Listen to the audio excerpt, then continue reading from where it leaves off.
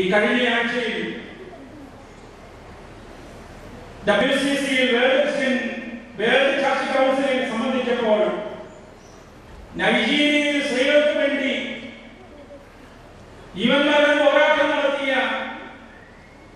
സമാധാനത്തിന്റെ മാർഗത്തിലൂടെ നൈജീരിയയിലെ സ്ത്രീകളുടെ വിമോചനത്തിന് വേണ്ടി പോരാടിയ നോബൽ സമ്മാന ജേതാവായ ഒരു പ്രിയപ്പെട്ട സഹോദരിയുടെ അഭിമുഖം നേരിട്ട് കാണുവാനിടയായി.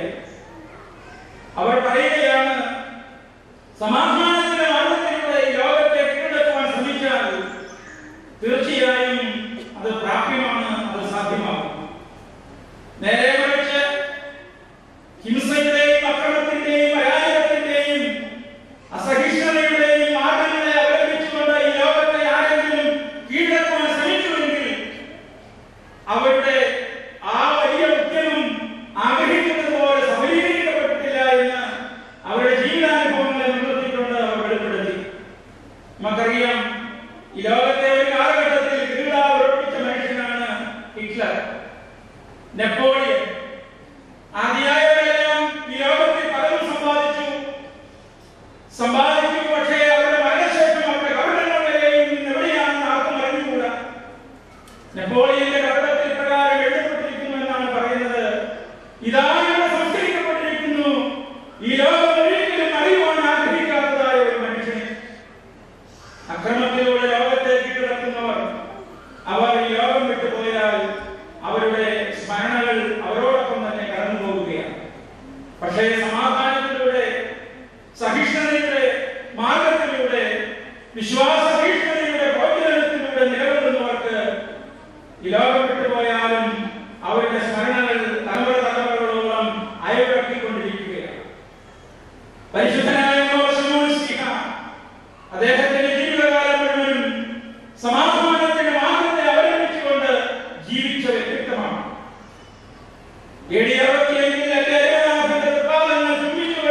എനിക്ക് മരിക്കണമെന്ന് പത്രോസ് ആവശ്യപ്പെട്ടതുപോലെ മരണമരിക്കുവാൻ അദ്ദേഹം ആഗ്രഹിച്ചപ്പോൾ അദ്ദേഹത്തിന്റെ ജീവിതത്തിലെ ആദിത്യവും സമർപ്പണവും എത്രയെത്ര മുക്തികണ്ഠം പ്രശംസിക്കപ്പെടേണ്ടതാണ് എന്ന് നാം ചിന്തിക്കേണ്ടിയിരിക്കുന്നു, അനുമാനിക്കേണ്ടിയിരിക്കുന്നു.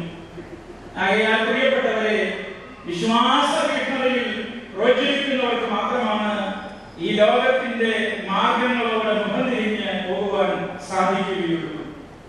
ഈ ലോകം മനുഷ്യനെ അമിതമായിട്ട് മാടി വിളിക്കുകയാണ്. ആഗ്രഹങ്ങൾ അതിനെ വിട്ട് കടന്നുപോയിക്കൊണ്ടിരിക്കുന്നു.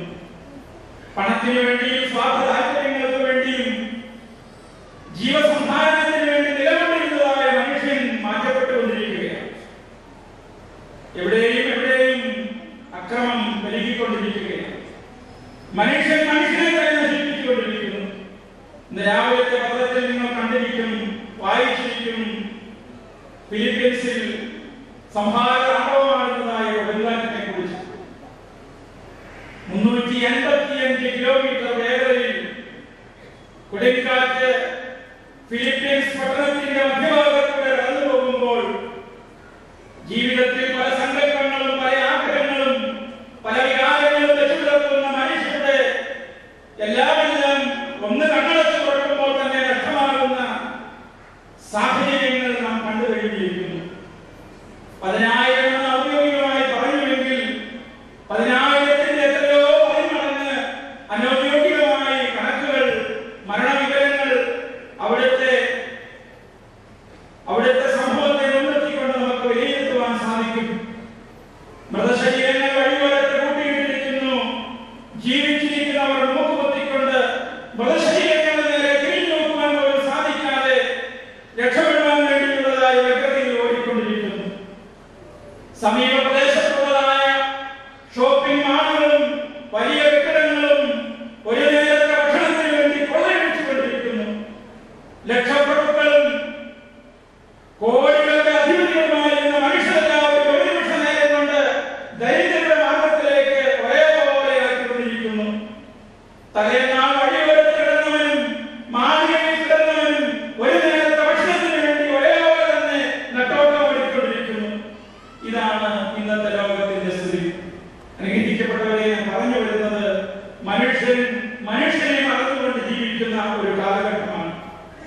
ഇവിടെയാണ് ദൈവികമായിരിക്കുന്ന മൂല്യങ്ങളുടെ പ്രസക്തി വർദ്ധിക്കപ്പെടേണ്ടത്. ഇവിടെയാണ് അപ്പോസ്തലന്മാരുടെ ജീവിത ശ്രേഷ്ഠതകൾ എന്നും നമുക്ക് വലിയ കുടുംബത്തിനായി നിഴലായി നിലകൊള്ളേണ്ടത്. അപ്പോസ്തലന്മാരോട് കർത്താവ് പറഞ്ഞു, ഇതാ ചെന്നായ്ക്കളുടെ നടുവിലേക്ക് ഞാൻ കുഞ്ഞാടുകളെന്ന പോലെ നിങ്ങളെ അയക്കുകയാണ്. ഈ ലോകം നിങ്ങളെ വെറുക്കുമെങ്കിൽ നിങ്ങൾ ആരും വേദനിക്കേണ്ട കാര്യമില്ല. നിങ്ങളൊന്നും കൂടുതലായിട്ട് കരുതരുത്. ഒരു ഭാണ്ഡവും ഒരു വടിയും ഒരു ചെരുപ്പും. നിങ്ങൾ പോകൂ, ലോകത്തിന്റെ അറ്റം വരെയും പോകൂ. ആരെങ്കിലും നിങ്ങളെ സ്വീകരിക്കുമെങ്കിൽ നിങ്ങൾ അവിടെ പോയി താമസിക്കൂ. നിങ്ങളെ സ്വീകരിക്കാഞ്ഞാൽ ആ പട്ടണത്തിൽ നിന്ന് നിങ്ങൾ തിരികെ പോരുമ്പോൾ നിങ്ങളുടെ ചെരുപ്പിന്റെ അടിയിൽ പറ്റിപ്പിടിച്ചിരിക്കുന്ന പൊടിപൊടിയും പടങ്ങിട്ടിരിച്ച് പോരൂ. സോദോം ഗോമോറയ്ക്ക് സംഭവിച്ചതിലും വലിയതായ ഒരു നാശനത്തെ ആ പട്ടണത്തിന് വരുവാൻ പോകുന്നത്. അനുഗ്രഹിക്കപ്പെട്ടവരെ, തങ്ങളെ തന്നെ പൂർണ്ണമായി യാഗമായി നൽകിയ വിശുദ്ധന്മാർ, വിശ്വാസത്തിൽ നിലകൊണ്ട് ജീവിച്ചവർ, മറ്റുള്ളവരെ തങ്ങളെക്കാൾ അധികമായി സ്നേഹിച്ച് കരുതിയവർ, അവരുടെ ഓർമ്മയെ നാം കൊണ്ടാടുമ്പോൾ സ്വാർത്ഥതയും നിസ്സംഗത മനോഭാവവും വെച്ചു പുലർത്തുന്ന നമ്മുടെ ജീവിതത്തിലേക്ക് ഒന്ന് തിരിഞ്ഞ് ആഴത്തിൽ ഇറങ്ങി ചെല്ലുവാൻ ലഭിക്കുന്ന വലിയ ഭാഗ്യമായിട്ട് കാണുവാൻ സാധിക്കണം. ഞാൻ ഓർമ്മിപ്പിച്ചു, വാളുകൊണ്ട് ഈ ലോകത്തെ കീഴടക്കുവാൻ പലരും ശ്രമിച്ചു. സ്നേഹം കൊണ്ട് ലോകത്തെയല്ല അനേക ഹൃദയങ്ങളെ കീഴടക്കിയ വലിയ വലിയ ശ്രേഷ്ഠരായ മനുഷ്യരെ നമുക്ക് കാണുവാനായിട്ട് സാധിക്കും.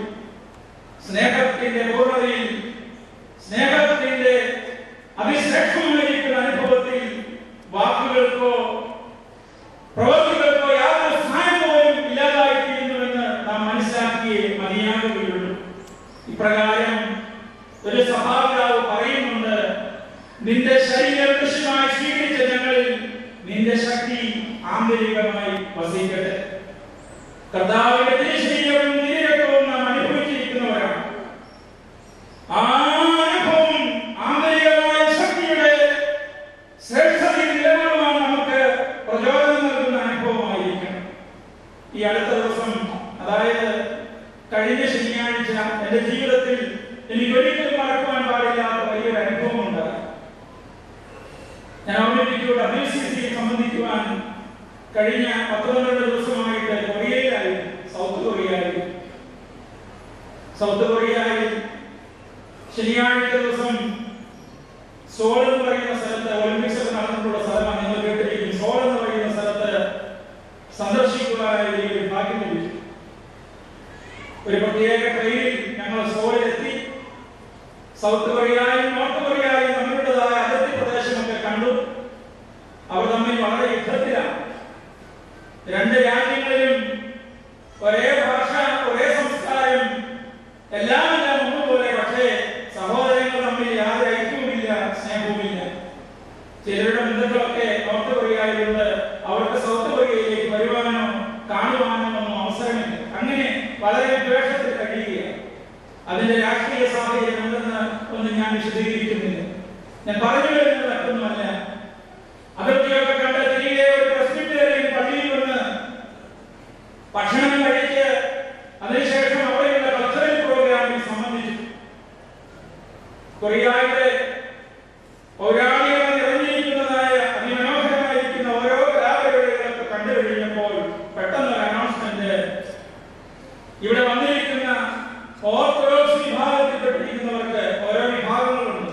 ഓർത്തഡോക്സ് എന്ന് നമ്മൾ പറയുന്ന വേറെ വിഭാഗത്തെ കുറിച്ചാണ്. പക്ഷെ അവരൊക്കെ പറയുന്നത് സിറിയൻ ഓർത്തഡോക്സ്, അതേപോലെ തന്നെ Greek orthodox, Ethiopian orthodox, Coptic orthodox, അങ്ങനെ എല്ലാ ഓർത്തഡോക്സ് വിഭാഗത്തിലും പെട്ട എല്ലാവരെയും ഉദ്ദേശിച്ചാണ് പറയുന്നത്. ഞങ്ങളെല്ലാവരും ഇങ്ങനെ ഒരു വയലറ്റ് മാർക്ക് ചെയ്തിരിക്കുന്ന സ്ഥലത്ത് വയലറ്റ് ബാഡ്ജ് ധരിച്ചുകൊണ്ടിരിക്കുക. നിങ്ങൾക്കാർക്കും ഹോട്ടലിൽ താമസിക്കുവാനുള്ള സൗകര്യമില്ല, നിങ്ങളെ ഓരോരുത്തരും വന്ന് കൂട്ടിക്കൊണ്ടുപോകും. അങ്ങനെയാണ് ക്രമീകരണം, ഹോം സ്റ്റേ എന്ന് പറയുന്നത്. അങ്ങനെ ഞാൻ 72 എന്ന നമ്പറുള്ള ഒരു ബാഡ്ജിന്റെ അടുത്ത് തൂക്കിയിരിക്കുകയാണ്. എനിക്ക് വലിയ സന്തോഷമായി. 72 അറിയിപ്പുകാർ വിശുദ്ധ സഭയിൽ ഉണ്ടായിരുന്നു. അവരുടെ